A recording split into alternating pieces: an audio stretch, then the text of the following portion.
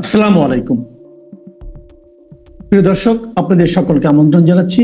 অধ্যাপক ইউনূসের অন্তর্বর্তী সরকার আমলে মুক্তিযুদ্ধ আর মুক্তিযোদ্ধাদের অপমান যেন নিয়মিত ঘটনা হয়ে দাঁড়িয়েছে।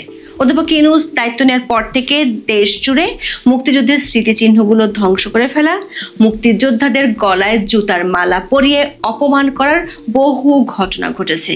নতুন বাংলাদেশে শান্তিতে নোবেল বিজয়ী অধ্যাপকের বিশেষ উপহার হলো মব সন্ত্রাস। সরকারি পৃষ্ঠপোষকতায় পুরো দেশটি হয়ে গেছে মবের রাজত্ব। সে রাজত্বে 28 আগস্ট ঢাকায় মুক্তিযোদ্ধাদের সভা ভণ্ডুল করে দিয়েছে, বিশ্ববিদ্যালয়ের শিক্ষক সহ মুক্তিযোদ্ধাদের হেনস্থা আর নাজেহাল করেছে।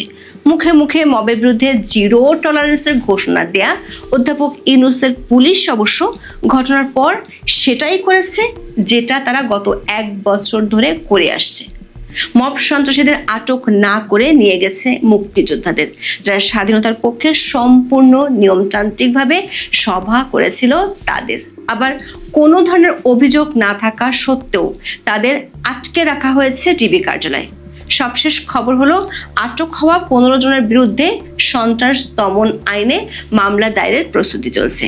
এতদিন অলিতে গলিতে মুক্তিযোদ্ধাদের উপর হামলা চালালেও এবার হামলা চালিয়েছে একেবারে ঢাকা রিপোর্টার্স ইউনিটিতে। মব সন্ত্রাসীরা সাংবাদিকদের উপরও হামলা চালিয়েছে। প্রশ্ন উঠেছে, অধ্যাপক ইউনূসের সরকার আমলে কি মুক্তিযুদ্ধের নামই উচ্চারণ করা যাবে না? মানে বাংলাদেশের অস্তিত্বের সবচেয়ে বড় যে ভিত্তি, সেটা কি আমাদের ভুলে যেতে হবে? বিস্তারিত জানতে চলুন যাওয়া যাক বিশ্লেষণে। মুক্তিযুদ্ধের ইতিহাস বিকৃতি রোধ ও মুক্তিযোদ্ধাদের সম্মান রক্ষার দাবি তুলে মঞ্চ ৭১ নামে মুক্তিযোদ্ধাদের নতুন প্ল্যাটফর্মের আত্মপ্রকাশ ঘটেছিল গত 5ই আগস্ট। মুক্তিযোদ্ধা, নতুন প্রজন্ম ও ছাত্র জনতার প্রতিনিধিদের সমন্বয়ে গঠিত এই প্ল্যাটফর্মের সমন্বয় করছেন গণফ্রমের নেতা বীর প্রতীক অধ্যাপক আব্দুল্লাহ আল মাহমুদ ও সুপ্রিম কোর্টের জ্যেষ্ঠ আইনজীবী জেরাই খান পান্না। সংগঠনটির ব্যানারে আমাদের মহান স্বাধীনতা যুদ্ধ এবং বাংলাদেশের সংবিধান শীর্ষক গোলটেবিল আলোচনার আয়োজন করা হয় 28 আগস্ট। আলোচনা সভায় প্রধান অতিথি হিসেবে উপস্থিত থাকার কথা ছিল বাংলাদেশের সংবিধানের অন্যতম প্রণেতা ও গণফ্রমের এমিরেটাস সভাপতি ডক্টর কামাল হোসেন। তবে তিনি সেখানে ছিলেন না। সকাল 10টায় গোলটেবিল আলোচনা শুরুর কথা থাকলেও বেলা 11টায় আলোচনা সভাটি শুরু হয়।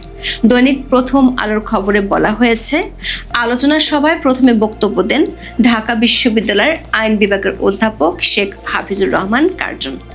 তিনি বলেন, দেশের সংবিধানকে ছুঁড়ে ফেলার পায়তারা করা হচ্ছে।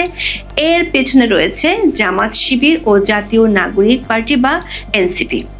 অধ্যাপক ইউনূসের নেতৃত্বে তারা মুক্তিযোদ্ধাদের জুতার মালা পরাচ্ছে। শেখ হাফিজুর রহমানের বক্তব্য শেষ হওয়ার পরই মিছিল নিয়ে একদল ব্যক্তি ডিআরইউ মিলনায়তনে ঢোকে। এই সময় তারা জুলাইয়ের হাতিয়ার, গর্জে ওঠো আরেকবার, লীগ ধরো, জেলে ভরো, জুলাইয়ের যোদ্ধারা এক হও, লড়াই করো স্লোগান দেয়। এক পর্যায়ে তারা গোলটেবিল আলোচনার ব্যানার ছিঁড়ে ফেলে, আলোচনায় অংশ নেওয়া ব্যক্তিদের অবরুদ্ধ করে রাখেন। সামাজিক মাধ্যমে ছড়িয়ে পড়া ভিডিওতে দেখা যায় অধ্যাপক কার্জন, লতিফ সিদ্দিকী সহ বেশ কয়েকজন মুক্তিযোদ্ধাকে শারীরিকভাবে নাজেহাল করে মব সন্ত্রাসীরা। জুতা দিয়ে পেটাতে চায় তারা। একজন মুক্তিযোদ্ধাকে মাটিতে ফেলে মারতে থাকে। দুপুর 12টার দিকে পুলিশের একটি দল এলে তারা পুলিশের কাছে লতিফ সিদ্দিকী, অধ্যাপক শেখ হাফিজুর রহমান, সাংবাদিক মঞ্জুরুল আলম পান্না সহ অন্তত 15 জনকে তুলে দেন। প্রথম আলোর খবরে বলা হয়েছে, আক্রমণকারীরা নিজেদের জুলাই যোদ্ধা বলে পরিচয় দিয়েছে, আর তাদের সাথে ছিল পল্টন থানা জামাত ইসলামীর নেতা শামীম হোসেন। দর্শক, বরাবরের মতোই পুলিশ মব সন্ত্রাসীদের গ্রেপ্তার বা আটক তো করেনি, উল্টো ধরে নিয়ে গেছে গণতান্ত্রিক সভা করেছিল যারা মুক্তিযুদ্ধের পক্ষে কথা বলছিলেন তাদেরকে ডিবি কার্যালয়ে নিয়ে গিয়ে আটকেও রেখেছেন তাদের। এমনকি কেন পুলিশ তাদেরকে এতক্ষণ আটকে রেখেছে তারও কোনো ব্যাখ্যা দেওয়ার প্রয়োজনটুকুও বোধ করেনি। চ্যানেল 1-এর খবরে বলা হয়েছে, আটক করে ডিবি কার্যালয়ে নিয়ে যাওয়া 15 জনের বিরুদ্ধে সন্ত্রাস দমন আইনে মামলার প্রস্তুতি নিচ্ছে পুলিশ। প্রশ্ন হলো, সন্ত্রাস করলো যারা অন্যের গণতান্ত্রিক অধিকার হরণ করলো, তাদের না ধরে আক্রান্তদের বিরুদ্ধে মামলা দিয়ে সরকার কি প্রমাণ করতে চায়? দর্শক, অধ্যাপক ইউনূস দায়িত্ব নেওয়ার পর থেকে মুক্তিযোদ্ধাদের হেনস্থার বহু ঘটনা ঘটেছে, এর কোনোটিতেই জড়িতদের বিরুদ্ধে ব্যবস্থা নেওয়া হয়নি। এবার ঘটল নিউজ রিপোর্টারদের সবচেয়ে বড় সংগঠন ঢাকা রিপোর্টার্স ইউনিটিতে মব সন্ত্রাসীরা সাংবাদিকদের উপর আক্রমণ চালিয়েছে। এই ঘটনার প্রতিবাদ জানিয়েছে ডিআরইউ। সংগঠনটির বিবৃতিতে বলা হয়, জাতির শ্রেষ্ঠ সন্তান মুক্তিযোদ্ধা, শিক্ষার্থী ও সাংবাদিকদের উপর ধারাবাহিকভাবে পাশবিক হামলা চালানো হচ্ছে এবং মুক্তিযুদ্ধের স্মৃতি ধ্বংসের ষড়যন্ত্র চলছে। দর্শক, আপনাদের হয়তো মনে আছে, গত বছরের ডিসেম্বরে কুমিল্লায় বীর মুক্তিযোদ্ধা আব্দুল হাই কানুকে জুতার মালা গলায় দিয়ে লাঞ্ছিত করা হয়েছিল। গণমাধ্যমের খবরে তখন বলা হয়েছিল, এই দুর্বৃত্তরা জামাত ইসলামের রাজনীতি করে। তারা এই বীর মুক্তিযোদ্ধাকে এলাকা ছাড়া করেছিল। বর্ষিয়ান এই মুক্তিযোদ্ধা এরপর একটি ভিডিও বার্তা দিয়েছিলেন। দর্শক, আব্দুল লতিফ সিদ্দিকীকে মুক্তিযুদ্ধের পক্ষে কথা বলার জন্য অপমান করা কিংবা বীর প্রতীক আব্দুল হাই কানুর গলায় জুতার মালা শুধু তার গলাতেই সীমাবদ্ধ থাকে না, এটি প্রতীকী। এই জুতার মালা পড়েছে আসলে সব মুক্তিযোদ্ধা, পুরো বাংলাদেশ। এই অপমান এদেশের মুক্তিকামী মানুষের অপমান। একজন মুক্তিযোদ্ধাকে কেন তার এলাকা ছাড়তে হবে সে প্রশ্নের উত্তর কি অধ্যাপক ইউনূসের সরকার দিবেন? যে দেশের মাটি রক্ষায় মুক্তিযোদ্ধারা অবদান রেখেছেন সেই মাটি তাদের কেন ছাড়তে হবে? সে মাটিতে কেন তারা সভা করতে পারবেন না? প্রশ্ন জাগে, 1971 সালে স্বাধীনতা বিরোধীদের পরাজয়ের প্রতিশোধ নেওয়ার পথ কি এভাবেই উন্মুক্ত করে দেওয়া হচ্ছে? 71কে ভুলে গিয়ে ধর্ম ব্যবসাকে রাজনীতির কেন্দ্রবিন্দুতে যারা পরিণত করতে চায় তাদের আস্ফালন দেখতে হবে এখন। অন্তর্বর্তী সরকার আমলে শুধু ব্যক্তি বা গোষ্ঠীর উপরে আক্রমণ হয়নি, মুক্তিযুদ্ধের প্রতীকী স্থাপনগুলোর উপরও হামলা হয়েছে। 5ই আগস্ট ক্ষমতার পট পরিবর্তনের পরপরই সারা দেশে হাজার হাজার মুরাল, ভাস্কর্য ও প্রতিকৃতি ভেঙে ফেলা হয়। মুজিবনগর স্মৃতি কমপ্লেক্সে হামলার ঘটনায় বঙ্গবন্ধুর মুরাল সহ প্রায় 600টি ছোট বড় ভাস্কর্য ভেঙে ফেলা হয়েছিল। শুধু স্থাপনা নয়, অধ্যাপক ইউনূসের সরকার মুক্তিযোদ্ধাদের সংজ্ঞাটাই পাল্টে দিয়েছেন। অন্তর্বর্তী সরকার অন্যতম আলোচিত ও বিতর্কিত পদক্ষেপ ছিল জাতীয় মুক্তিযোদ্ধা কাউন্সিল সংশোধন অধ্যাদেশ 2025 জারি করা। এই অধ্যাদেশ অনুসারে 4টি বিশেষ শ্রেণীকে বীর মুক্তিযোদ্ধার পরিবর্তে মুক্তিযুদ্ধের সহযোগী হিসেবে স্বীকৃতি দেওয়া হয়েছে। অন্তর্বর্তী সরকার মুখে নিরপেক্ষ হওয়ার দাবি করলেও এই সংজ্ঞা পরিবর্তনের মাধ্যমে তারা একটি রাজনৈতিক পক্ষকে খুশি করতে চেয়েছে। দর্শক, ডক্টর ইউনূস দায়িত্ব নেওয়ার পর থেকে সবচেয়ে বেশি আক্রান্তের শিকার হয়েছে দেশের মুক্তিযুদ্ধের স্থাপনা আর মুক্তিযোদ্ধারা। গত বছরের 8ই আগস্টের পর থেকেই 1971 সালের মহান মুক্তিযুদ্ধের উপর জুলাই আন্দোলনকে স্থান দেওয়ার চেষ্টা হচ্ছে।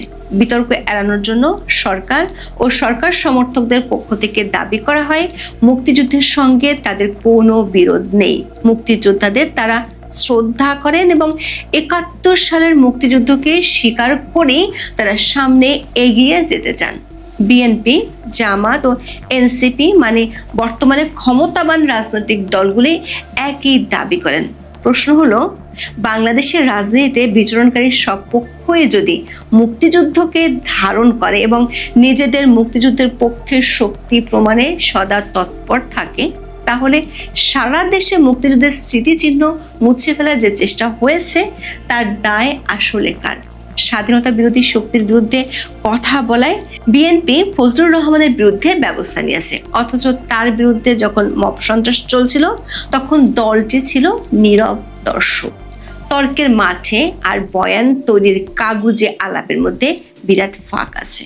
মুক্তিযুদ্ধ যদি সবার কাছে খুবই গুরুত্বপূর্ণ হয়ে থাকে, তাহলে কেন জুলাইয়ের পক্ষ শক্তিরা মুক্তিযুদ্ধের স্মৃতিচিহ্নগুলো রক্ষা করতে পারলো না? উল্টো আওয়ামী বিরোধিতার নাম করে স্বাধীনতার সব ইতিবাচক অর্জনকে ধূলিসাৎ করার জন্য উঠে পড়ে লেগেছে।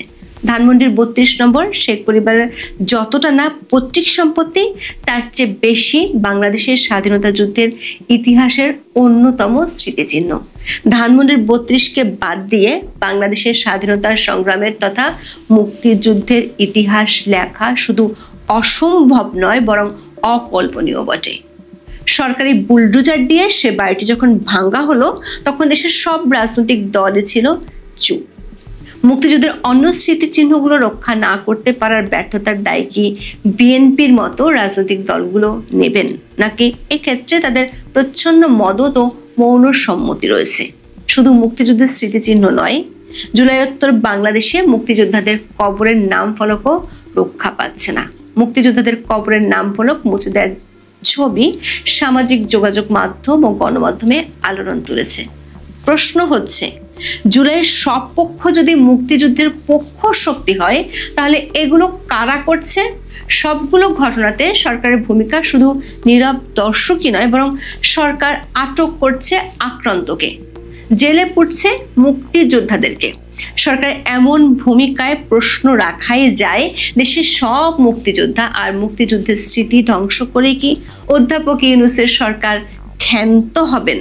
যখন সরকার বা প্রশাসন এই ধরনের হামলার বিরুদ্ধে কঠোর অবস্থান নেয় না, তখন তা এক ধরনের নীরব সমর্থন হিসেবেই বিবেচিত হতে পারে।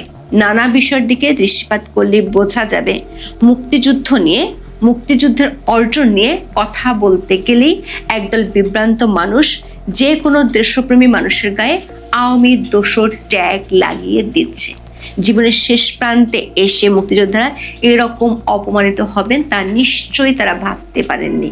তাদের মনে যদি এখন হতাশা থেকে প্রশ্ন আসে, ৭১ তাহলে কেন আমরা যুদ্ধ করলাম, তাহলে তাদের মনে আশা জাগিয়ে তুলবে কে? বিভ্রান্ত পরাজিত শক্তির কাছ থেকে কি মুক্তিযুদ্ধের সবক নিতে হবে?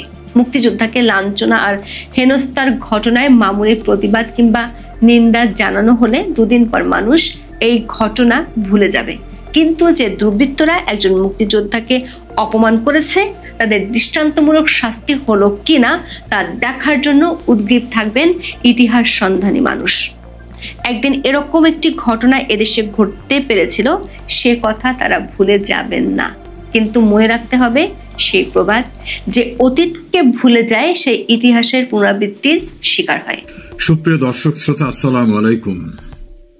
ঢাকা রিপোর্টার্স ইউনিটিতে মঞ্চ ৭১ নামে একটি অরাজনৈতিক সংগঠন সভার আয়োজন করেছিল।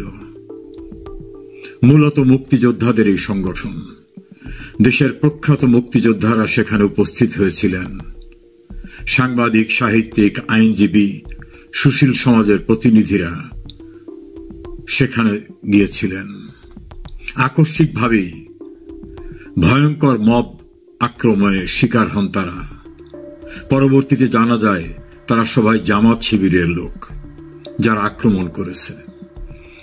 ঘটনার আকস্মিকতায় হচকিত হয়ে ওঠেন সেখানে উপস্থিত সবাই। বীর মুক্তিযোদ্ধা আব্দুল লতিফ সিদ্দিকী, ঢাকা বিশ্ববিদ্যালয়ের শিক্ষক হাফিজুর রহমান কার্জন সহ উপস্থিত অনেকেই শারীরিকভাবে নিগৃহীত হন। নানাভাবে তাদেরকে অপমান করা হয়। এই ভয়ঙ্কর পরিস্থিতিতে সেখানে উপস্থিত বাংলাদেশের খ্যাতিমান অনেক সাংবাদিক এবং বিশিষ্ট জনেরাও বিস্মিত এবং হতবাক হয়ে যান। তারা অনেকেই নির্যাতনের শিকারে পরিণত হন, লাঞ্ছিত হন। পুলিশ এসে যায়, তাদেরকে উদ্ধারের নামে নিয়ে যাওয়া